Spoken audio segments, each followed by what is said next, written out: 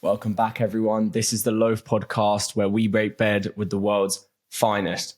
Today, we're very lucky to be here with Oliver Burkeman, renowned journalist and best-selling author of 4,000 Weeks. Unfortunately, he's also a Cambridge graduate, but we're just going to fly past that quickly. Oliver, thank you for coming on. It's a pleasure. Thanks for inviting me.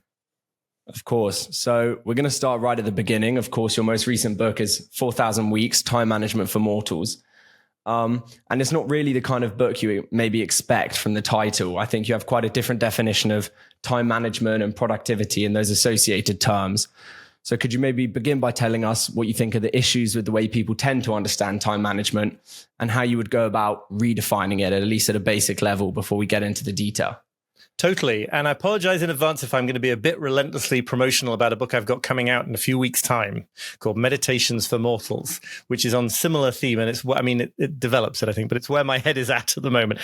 So apologies, and you can just cut me off and tell me that I'm being too promotional. I've always been obsessed on some level, going back to my time at Cambridge University, in which I was an absolute ball of anxiety, with using my time as well as I can and trying to feel in control of it and trying to feel like I don't have to disappoint anybody and I can meet all the deadlines. And then journalism will, reinforce a lot of that.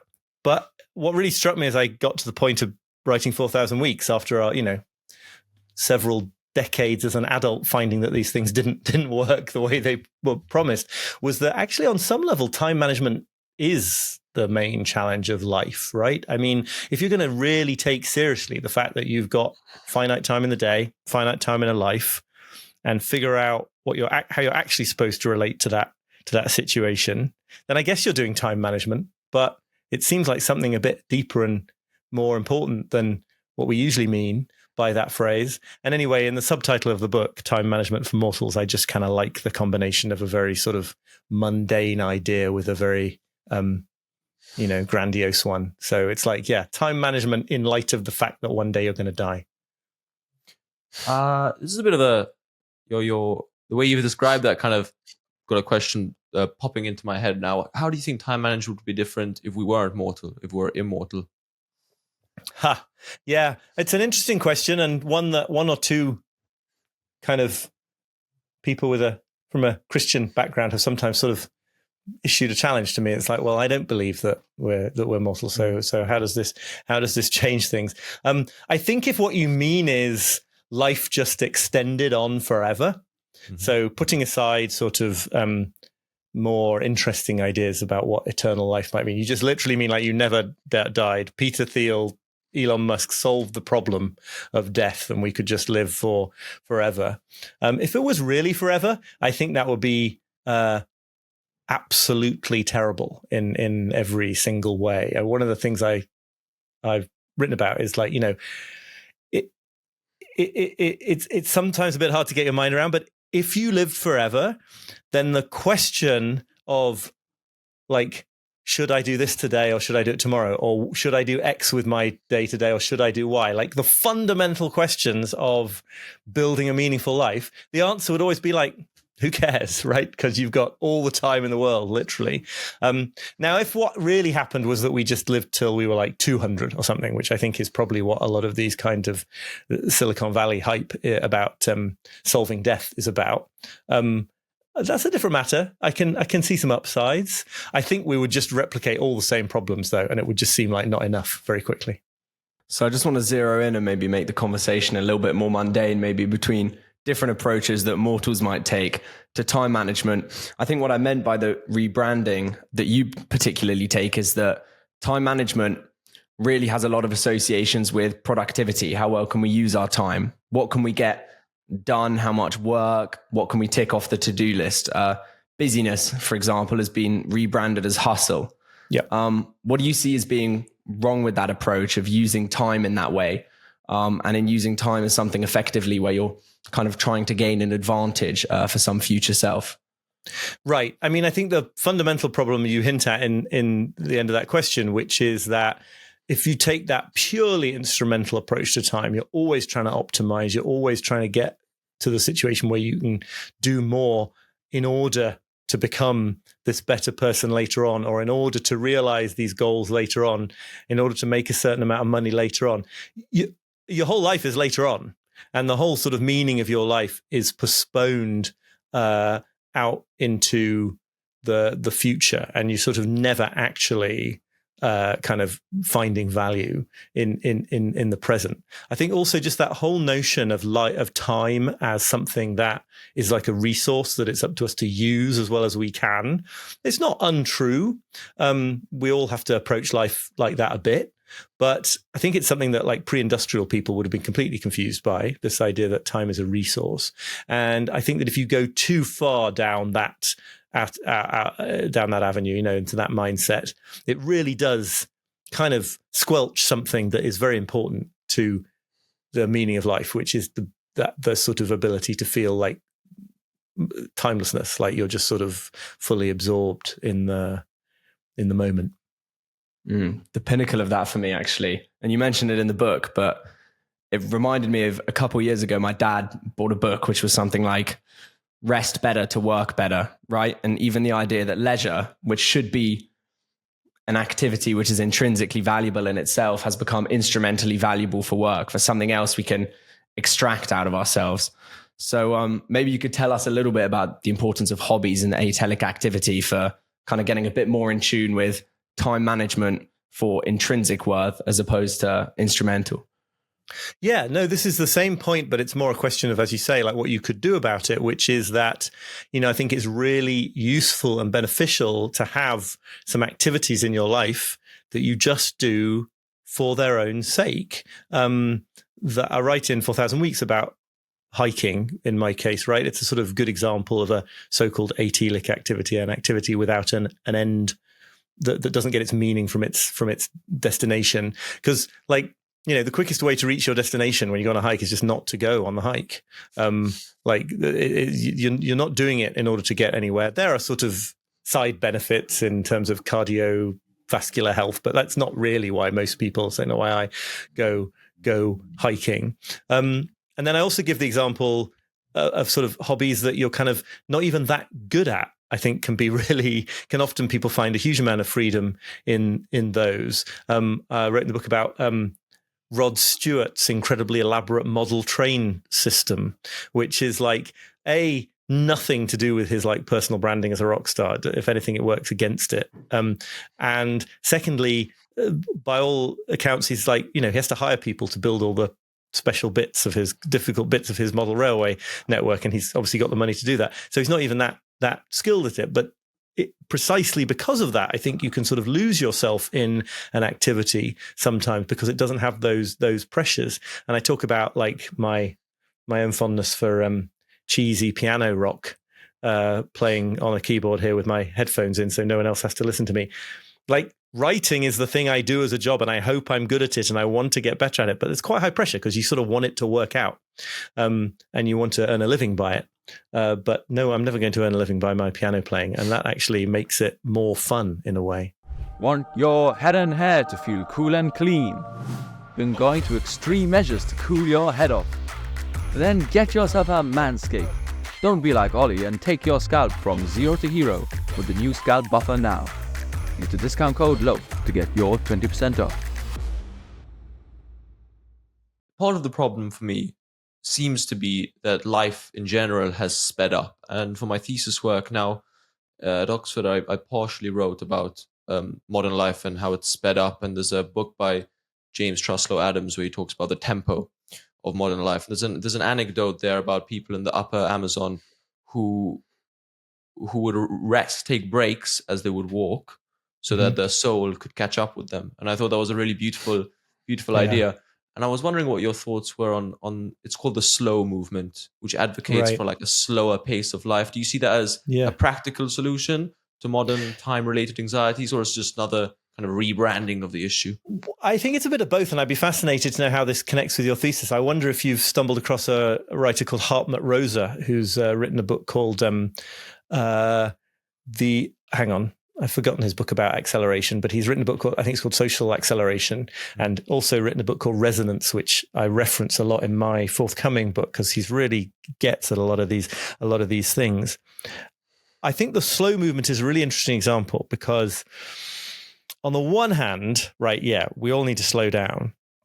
On the other hand, when I come across the sort of examples of that movement I have sort of a problem with it, which is that I don't think the real problem is that we're going fast and need to go slow. I think it's something more to do with allowing reality to unfold at the speed that it unfolds and not trying to use sort of willpower to force the pace. And so, I think the problem with trying to speed read a novel, say, is like, not that it's inherently better to read a novel slowly, but that a novel just takes a certain amount of time and you have to sort of surrender to its speed in order to benefit from it. I know, English students at university with a major text to read each week don't want to hear this, but it's it's broadly true. And it's not actually the case that you need to go slow. It's the case that you sort of need to not use your willpower. And there can be something in the slow movement that is much more sort of willed. It's like, I'm going to do this really slowly, when actually some things are probably better done more speedily. The thing that I always think is interesting is there's something called slow television. I expect you've run into in this, right? This is these like long videos on YouTube of like the train that goes from, I don't know, Oslo to the Arctic Circle, and you just sort of get the image of the driver's view, and it's like 7 hours of footage, and people find this sort of therapeutic. That train is not going slowly. You'd get injured if you stood in the path of that train. It's not actually that what you're watching is slow. It's that it's not edited to take less time than it takes, right? It's just like, this is the speed at which reality unfolds. So for me, that's the real challenge. Like, as a sort of naturally quite impatient person and all the rest of it, like, letting things move fast when they need to move fast, letting them move slow when they need to move slow, letting my 7-year-old son take the time it takes for him to get his clothes on and leave the house, because I've learned that if I try to use my will to hurry that process, it'll take twice as long. Like, that's a really interesting confrontation with human limitation, more so than just like, we should go slower necessarily. That's my thoughts. Yeah, as an English graduate, I can definitely relate. And I think kind of what I've learned is that the structure of a book and the way that it's paced obviously reflects the meaning of that text. So if you try and read a summary or try and rush through it, it defeats the purpose of reading it at all. Right. But I suppose my question would be, following from that, how one can kind of strive in a society that has, at least to me, sped up and that does seem to require more of people. How can someone be successful if they're kind of not moving with the pace of those around them? Yeah, it's a really good question. And obviously, I don't want to give the impression that I, in my own personal life or my own work life, like, don't attempt to keep on top of my emails. Plenty of people I work with would give the impression that I don't attempt to keep on top of my emails, but I'm trying. And that I can somehow make a living while completely ignoring deadlines or something. And that this is not the case. I think you do have, that pressure is universal, and there's no point sort of trying to resist it completely. On the other hand, I do think that where you can make the space in your day or in your life for pushing back against that, for not just immediately completely complying with the social pressure towards acceleration, if you can handle the discomfort that arises when you resist it, actually that is, I believe, totally helpful for thriving and surviving and for doing well and for, having a successful career and making money and all the rest of it. There's an art historian who I've quoted at length, Jennifer Roberts, who has all her, at Harvard, who has all her incoming students do this exercise where they have to stare at a painting for 3 hours, precisely because that's a sort of incredibly painful amount of time to be looking at a work of art. And you see, I did this for the 4,000 weeks, and you experience things in a completely different way if you can ride out that first hour of like, what am I doing here? This is awful. And And in the same way, I think if you can bring patience to bear on, I mean, writing a book is a good example. Sorry, it's a bit of a cliche for me to talk about it, but it's the one I know most closely. If you can really be okay with making only a little bit of progress on any given day and not give in to that urge to keep going and going and going and then exhaust yourself and then turn the whole thing into a horrible psychodrama and you don't want to do it. If you can just write for a short period, but do it almost every day, your progress through the book is much, much faster than if you sort of are fixated on trying to meet the speed of at which the wider society is moving. And I think, creative solutions to problems come when you're willing to sort of just sit with them and not race forwards. And so I actually think ironically, I think it actually gets you to a lot of those goals more effectively anyway. If you could, something I really enjoyed in the book, and which I felt maybe had a bit of a tinge of a left-wing angle to it, was your exploration of the reconceptualization of time, slowly from kind of this typical medieval peasant or medieval serf who was farming on land, to what we have today and how time has kind of become to be viewed as a resource. Maybe you could just walk us through that, because I found it super interesting how it's tied into history. Yeah, I mean, I'm always a bit evasive when on the sort of big causal arguments, because I think there's so many different things going on here. This is like human nature and evolutionary psychology, but it's also the history of industrialization and capitalism and technology. And there's lots in the sort of Judeo-Christian religious traditions that feed into this. But anyway, I do think that if you had been like a medieval peasant in like the North York Moors, where I'm speaking from now, in the middle of the Middle Ages, you'd have had a very large number of problems, terrible life in all sorts of ways, and a very short life expectancy. But I don't think you would have experienced problems that we think of as problems of time, like having too much to do or being in a rush or not feeling guilty for wasting time. Just because that whole setup, like there's me and there's my time, and I've got to manage it well today, and I've got to use it effectively today. And if I don't, then it's, I should feel bad about that, or I might fall behind in the rat race. All of that, I think, comes with, first of all, the invention of clocks and that objective ideas about time that come from that. And then the Industrial Revolution and the sort of sale of time, the context of like the shift in a factory or a mill where you're, as a worker, you're selling an hour of your time rather than, working in a piecework way. And that whole shift, I think, really, it's essential for organizing modern society. And I don't think we should go back to being medieval people on any level. But something is lost when you sort of only relate to time as this resource for being used, when you only can think of sort of measuring up your activities through the day against this kind of imaginary yardstick. Like, did I get through that in time? Have I got enough time before Friday's deadline to do this stuff? It's a very sort of tormenting way to live. And there is this other way of living that anthropologists call task orientation, right? Where it tends to be in communities that are very close to nature in the work they do, but like you just get up when the sun rises, you just milk the cows when the cows need milking, you just harvest the crops when the crops are ready to be harvested. It doesn't work to try to force it onto a schedule. So yeah, that's the change. I guess it is a bit political. I'm certainly not left-wing enough to think that like or Luddite enough to think that like everything that comes with industrialization and the objectification of time is all bad. But it definitely does something to the soul to live in a society that is only like that. Well, look, yeah, it's definitely one negative consequence against many other positive ones. And the balance is really what we're looking for. Yeah. But I think maybe a hyperbolic example, which you could tell the listeners about, is the parable of the Mexican fisherman and the American businessman, which kind of sum up stupidity of seeing time as just one resource among others.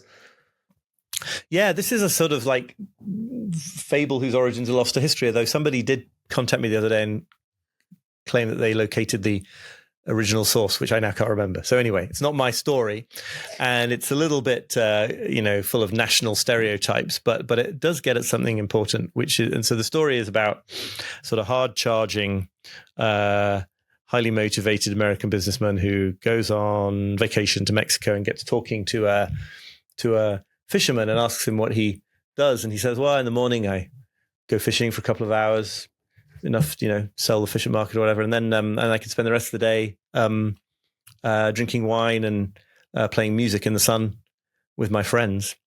And the businessman says, well, hold on a second. You're not thinking about this right. If you worked more, if you really got efficient about this, if you put in a bunch more hours each day as doing the fishing, eventually you could employ a whole fleet of fishing boats, and you could be like the manager of the company. Then you could make millions and millions, and you could sort of, you wouldn't ever have to work at all eventually, right? You've just got this whole thing. And then finally, when you've got millions and millions, you can just retire early, earlier than you otherwise would. And the fisherman says, well, and then what would I do? And the businessman says, well, then you could spend your days playing music and drinking wine in the sun with your friends.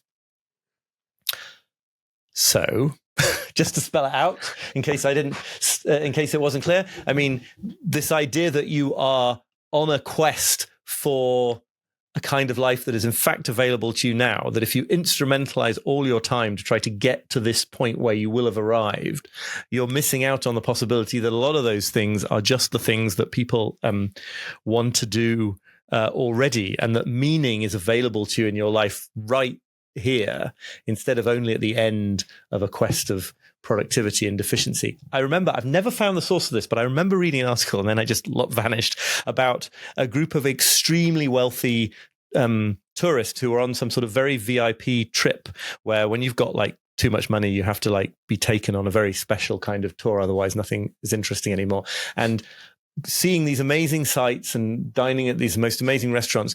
And I think getting stuck in a first-class airport lounge at some point because of a delayed flight, and all just getting chatting about life or stuff or philosophy. I don't remember the details. And looking back on that as the highlight of the whole trip, not the pyramids at Giza and not the Michelin-starred restaurants, but just actually getting to chat and make friends with some people, which you can do without a fortune of hundreds of millions of dollars. I think the Mexican fisherman parable is really tied up with what you call the limit embracing attitude to time. The idea that maybe we shouldn't instrumentalize everything. Could you maybe unpack that a little bit, and then we could talk about it?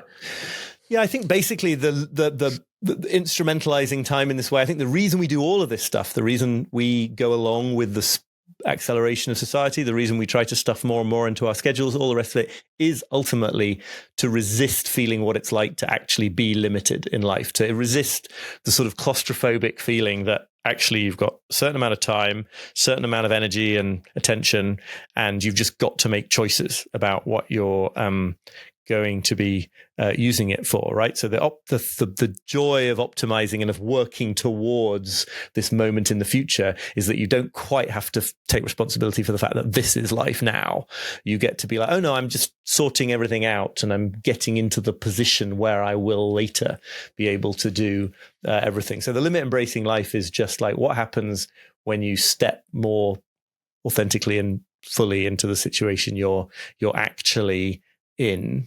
And my new book, Meditations for Mortals, has this subtitle, 4 weeks to embrace your limitations and make time for what counts. It's my argument is that chasing this place where we're not limited anymore actually impedes us, stops us from doing meaningful, interesting, impressive stuff in life, because we're always working towards this future moment where we're not limited and can finally start living properly. I was listening to the interview with Chris Williamson when you went on his podcast. I think it was the second time. And something that struck me was this idea that people might be more impatient waiting in a queue when they can also look at the weather on their phone. So what I mean by that, for those listening, is that we have such control and such knowledge about so many things in life, to be able to check the weather in 5 days, to be able to go 100 kilometers in less than a day, that when something doesn't go our way, we get extremely impatient. And I was wondering to what extent you think this issue with regards to time management is related to an issue of control and the feeling of humans wanting to control things. I think it's totally related to control, and this topic of control in the new book, just like that's the point, right? It's like we I think since the beginning of humanity, on some level, we seek a kind of control that is not available to us. We control over the fact that, in fact, we'd like to do more things. We'd like to not have to die. We'd like to not have to feel emotionally vulnerable in relationships. We'd like to be in more control than we have. But then you add in, among other forces, technology that seems to promise that control to be like just around the corner. And I think that is a big part of the problem today, right? It's like in the even just in the 1980s, frankly, you could dream of being able to send and receive hundreds and hundreds of letters in the course of a day if you wanted to. But like, so what? There was no technology, at least in widespread adoption, that made it feel like that was possible. And then email comes along, and then it feels like you ought to be able to send almost an infinite amount of messages. But of course you can't, because you're a human, or reply to perhaps would be more appropriate thing to talk about. It feels like, in the days when you're just putting food into an oven and leaving it for 2 hours before it's cooked, no one's worried about cooking food instantaneously. But when you can cook it in a microwave in 2 minutes, it gets really frustrating that isn't 0 minutes. And I don't know if in your lives you have contexts where there's like a shared microwave. Lots of people do in the work, in the corporate world and everything, the office microwave. It's all, whenever you go to one of those, it is always stuck at 7 seconds or 6 seconds, which was the point at which the last person just like got so impatient they had to press cancel and get their food early, because there's something about that feeling of like, I'm almost God over time and reality that is much more frustrating than like you're nowhere near being God. So I think I think control is really like, runs through the heart of all this. Yeah, to a certain extent, I think even if you can get that control, there's something still problematic there, or even if you can get still very close to it. So I'm going to use the example of Mario Salcedo, which you cite in the book. So for our listeners, Mario Salcedo, he was like a successful businessman in one venture or another. I can't remember what it was. And for the last about 25 years or so has been living entirely on cruises. Fully in control of his time, because he runs an investment business or something for about 10 or so hyper rich individuals. And he spends all his time on the yacht, able to do whatever he wants on this huge cruise with diversions and fun things all around him. And yet you don't seem to think that quite strikes at happiness, or that there's something missing there. What does your intuition tell you about what's missing there? Well, there's a lovely, I was just looking up, there's a short movie, which I think you can find fairly easily online, called The Happiest Guy in the World, about him. And I'm being terribly rude about him in the book, because I've got no grounds to say that he isn't happy. I'm really saying if that were my life, it wouldn't be happy. And I think you can tell from this wonderful short movie that I don't think he is happy. But anyway, whatever. The basic point here is that this is somebody, the purpose he serves in my argument anyway, is that this is somebody who really does get to live life completely on his own terms. He wakes up in the morning and he can do anything he wants with his time. I mean, within the restrictions of being on a cruise ship, but doesn't have to do laundry or cook meals, and it's all taken care of. And there's a real sense I get in the short movie, and I think if I was in that life of it, that this is a big mistake about what gives time its value. That actually that kind of total individual sovereignty over your time is not something that you would ultimately want. So he's always sort of talking about his friends, but he really means the staff of the cruise line that he's a customer of, who are sort of obliged to, throw him little birthday parties and say, and ask him how he's doing. It's like there's something missing there. And I'm using that in the book to really make the point that actually you don't want total control, solo control over your time. You want your time to be synchronized well with other people's time, to do anything, right? To be in a relationship, to launch a business, to be a political activist. Like, you need to have coordinated time and do things alongside other people. And yet there's a lot about our society, I think, that is increasingly sort of makes it harder and harder, at least outside of work itself, to get that kind of synchronization. And maybe this is different in a student environment, but certainly in my life, like, it is almost impossible to make a plan with like 2 other friends for us all to meet up. And it isn't because we're all the busiest people in the world. It's just because our time is not synchronized. We have spare time. It's just not the same spare time. And I think that kind of problem, which again, traditional societies that were more organized around, everyone stops for the Sabbath and everyone does this on this day. Lots of disadvantages to that, but some big advantages as well. Yeah, I hate to bring up my thesis again, but it really does interest me, because I did talk about the way in which humans might be out of sync with a city, for example, or the urban environment around them, and how this lack of synchronization causes internal issues. Yeah, I suppose there is some balance that needs to be struck between not neglecting a collective time, yet nonetheless in the 21st century being able to have time for our own pursuits and potential goals. You might have maybe answered this in some other way earlier on, but perhaps to hone in on that, how might we find and strike that balance between collective and personal? Yeah, for sure. And I mean, to take it to a sort of real extreme, there's a sort of a society in which everybody has to do everything at the same time. It's a totalitarian society. That's what it means on some level, right? That sort of total command of the lives of the citizens. So I'm not in favor of that, and I suspect there was something a bit totalitarian about certain kinds of older traditional societies where you didn't have any freedom to do things with your time. I think it's as simple, really, as kind of making a few commitments in your life that are sort of difficult to get out of. And that could literally be as mundane as like, joining a choir that meets on the same night every week. Could be as big as, getting married, which again is not completely reversible as a commitment, but it's, pretty big deal to reverse it. So you're sort of, in all these cases, you're giving away something to get something else, right? You're giving away the freedom to not go to the choir practice on a Wednesday night, or to only sing on the days that you feel like singing or something, right? All these kind of so-called freedoms you're giving away because you have to be there at that time for as long as you're involved. And I like that example. I don't know if either of you have this experience, but I have experience singing choirs. As a pretty bad singer, it's the classic example of the thing that is like greater than the sum of its parts.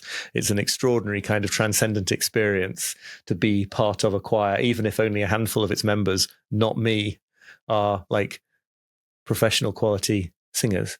But anyway, it could be anything. Join organizations, sign up to things, become a member of a religious organization if that's your thing. It's just commitments, basically, right? It's things where you voluntarily say, actually, I probably do have to be in that place at that time every Wednesday for the foreseeable future, or I actually do have to stop doing what I'm doing when my son wakes up because I decided to become a parent. So I've got things I have to do and that are not under my direct command all the time.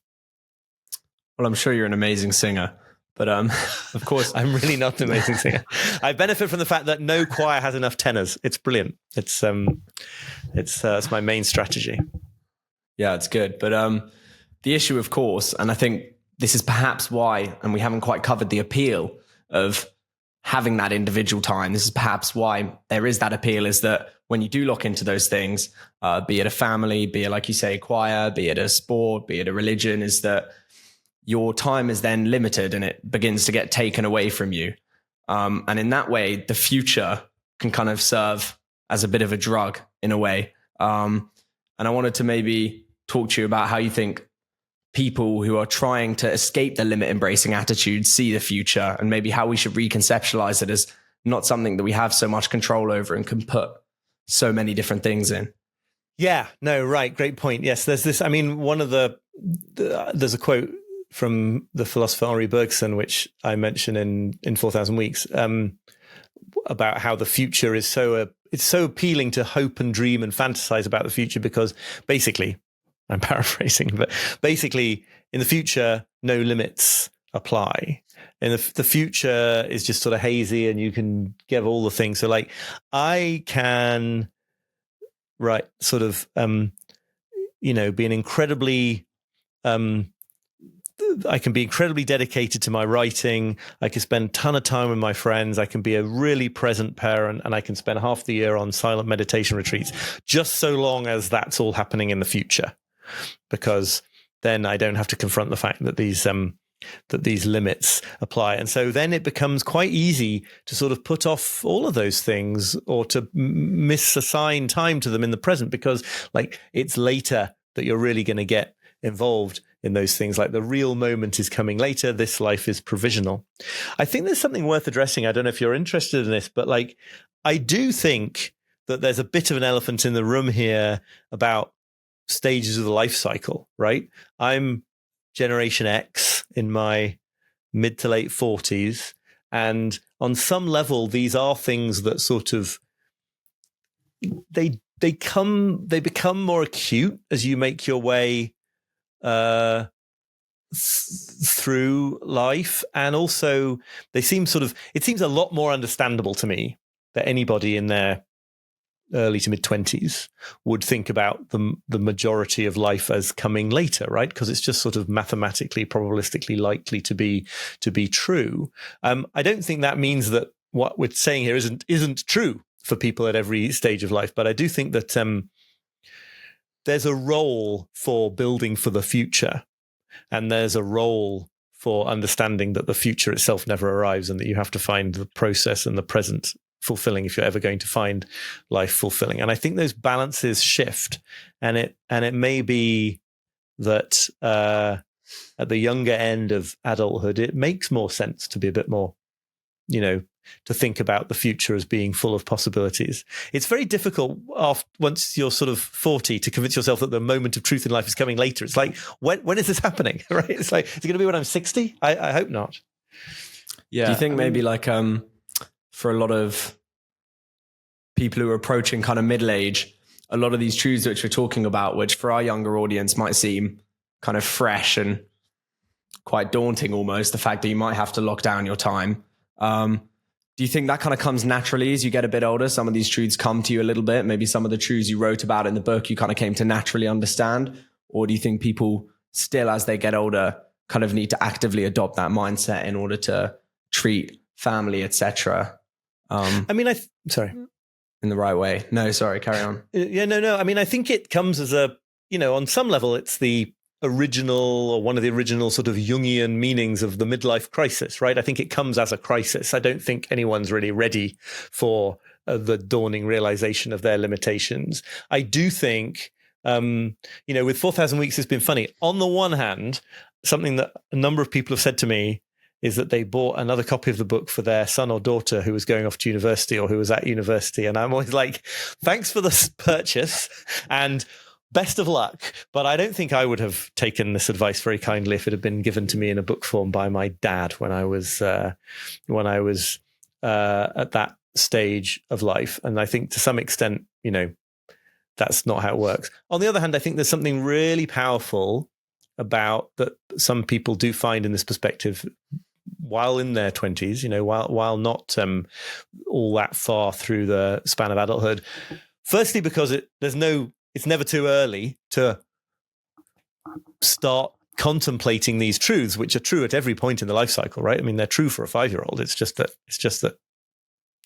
it doesn't occur to a 5-year-old, but and it's probably a good thing that it doesn't. But these truths about our limitations and about the speed of life and all the things we've been talking about are true at every point in the life cycle. And then just finally, also that I think sort of productivity culture and YouTube productivity advice and the sort of all this stuff that is often very much aimed at people at the beginnings of their careers is so toxic in certain ways that actually there's a new need to sort of push back against it right from the for start of a professional life, because the moment you set foot in that world, you're assailed with, incredibly stress-inducing advice. And so we see all sorts of people complaining of burnout in their late 20s or early 30s, which used to be a thing that only ever happened to you when you were, in 50 or something. Yeah, I think the relationship between stages of life and perception of time is interesting. You mentioned Henry Bergson, and he talks a lot, obviously, about the subjective understanding of time and experience of time in contrast to the objective one, which is, as you mentioned, perhaps maybe more prominent with the invention of clocks. But perhaps what the reason is that our perception of time is quite structured and controlled by the environments we find ourselves in. So if you're in university and you don't have anything to do that day on a Monday morning, you might experience time as more slow. But if you work a 9 to 5 and you're 45 years old and you're perhaps coming up towards retirement, for example, then perceptions of time also change. I'm not sure what you think about that.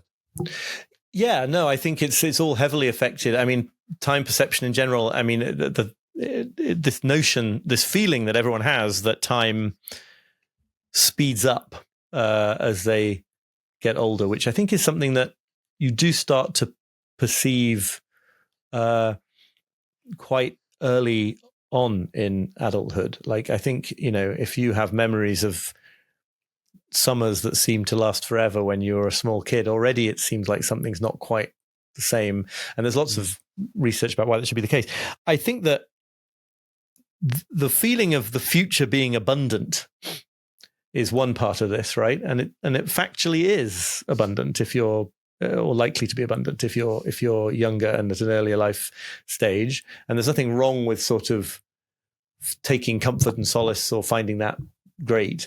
The risk is always that how you respond to that perception and whether you use it to sort of act like you've got all the time in the world in a negative sense, right? To sort of not step fully into the moment of life that you're in. And then I think you hinted at this a bit before, but like the routinization of time can really make it feel like it's slipping away very fast. As soon as you get into a sort of corporate setting, although there are further and fewer between these days, but where like everything is on rigorous hours, whole weeks can just sort of, and months can just sort of vanish into nothing. So one thing I like about my life now as a freelancer living in the countryside, I'm pretty busy and got lots of family responsibilities and all the rest of it. But actually the lack of complete predictability in it makes time feel more expansive than it did in a office setting. I think maybe one of the responses people often have to this feeling that time is slipping away is to try and pay attention to it in every moment. To try super hard to be in the present in what we call like the age of distraction. Yeah. And maybe it's necessary. I've got a funny anecdote. Lucas is Maltese. So we were just, me, him, and another friend, Faris, went out to go see him in Malta, and we took out on his aunt's boat. And we were kind of going down the Maltese coastline, right? Which is kind of one of these atelic activities. It's beautiful. You're driving along the coast, and me and Lucas were sat in the two driver's seat, and our friend at the front, just purely by instinct, picked up his phone and just started scrolling through TikToks like this. So maybe there is something to needing to be in the present. But you do say that trying too hard to be in the present often means you can fail. So how can we find this balance?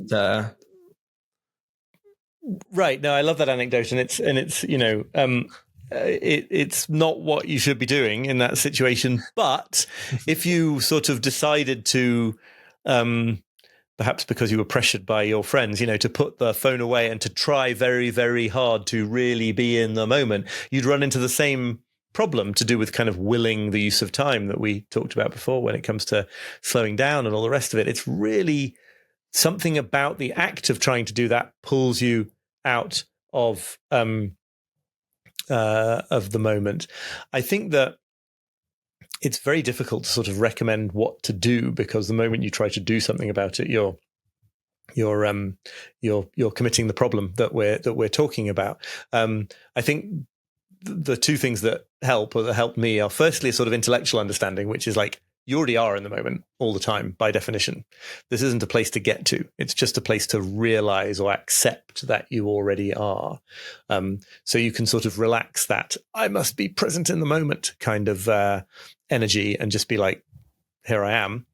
And then secondly, you can put yourself you can build into your life the kind of experiences that, broadly speaking, tend towards you sort of losing track of time. And that's different for different people. So you can go on trips into nature, and you can make sure you make time for the kinds of hobbies that you find, in which you find flow, playing musical instruments, maybe sport, whatever it might be. Not because you're then going to approach each one with this, like, I am now going to really enjoy this experience, but just because your life is naturally going to be more full of the kinds of things in which you're more likely to fall into that without thinking about it. But this is this very complicated sort of Taoist notion of effortless effort, right? It's very difficult, or not complicated, but like you can really sort of confuse yourself if you decide you're going to go through life with that attitude. You sort of just have to let it happen.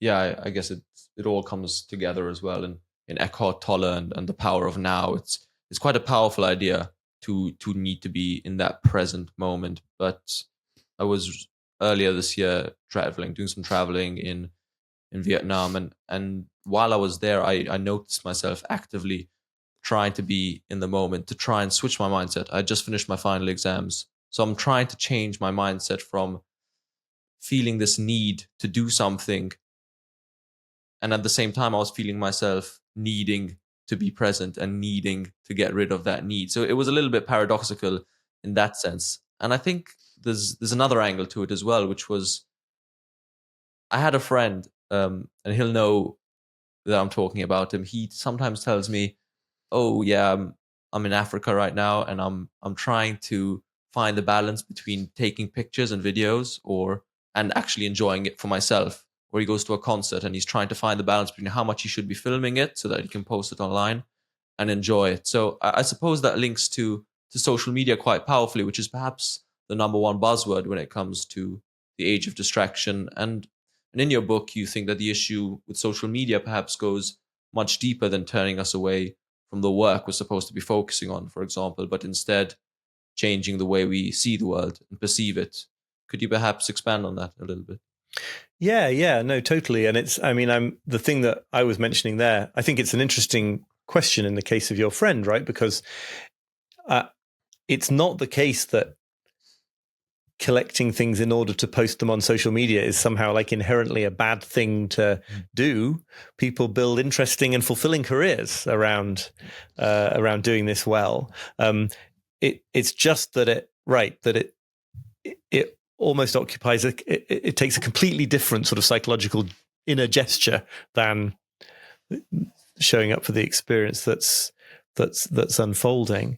One of the things that I write about social media in the book is just that, like, when I think about what spending too much time on Twitter did to my brain, it wasn't just that I spent an hour on Twitter and I should have used it more constructively. It was that I'd find myself, like, hours later walking along the street, like muttering to myself, arguing with some idiot who didn't know I existed, right? I hadn't actually responded to them on Twitter necessarily. I just sort of seen these kind of absurd nonsense. Or other people, I think, see a lot of stuff about knife crime, for example, on social media, which, when it happens to somebody, is absolutely terrible. But of course, social media is structured to make it seem like it's happening every minute to everyone, and then you're going to walk down your street in a different way than you would have walked down your street before, because of what that sort of attention-based environment that is just trying to compel you, that's all it cares about, has done to your brain. So that is, I don't know how it exactly relates to the question of, like, looking at things and having experiences in order to record them on social media, but it's just a reminder of how non-neutral these spaces are in terms of the influence they exert on our lives. And I think the thing is just to be as conscious as you can about that. And if from that conscious place you choose to say, you know what, this holiday is not going to be as amazing as it could have been as a holiday because I will be collecting lots of imagery for my social channels.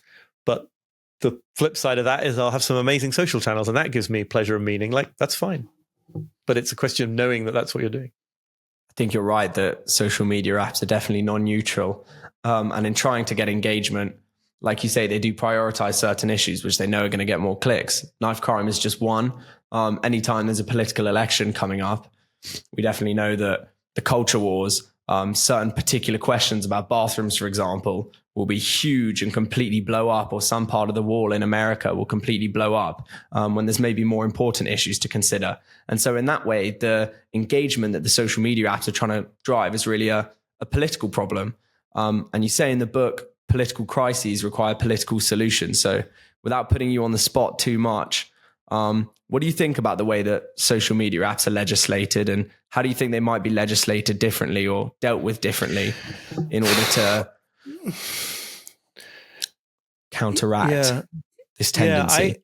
I don't know. I don't mind being put on the spot. I just don't know what should happen in terms of regulation. I don't know on the sort of first order level of like what's the morally right level of regulation, and I then also don't know what to do about the fact that it seems clear from what's happening on the former Twitter at the moment anyway, when I do go back there, which is less frequently than before, that, you know, anything like that immediately gets sucked into the conflict that's already there. So if you know,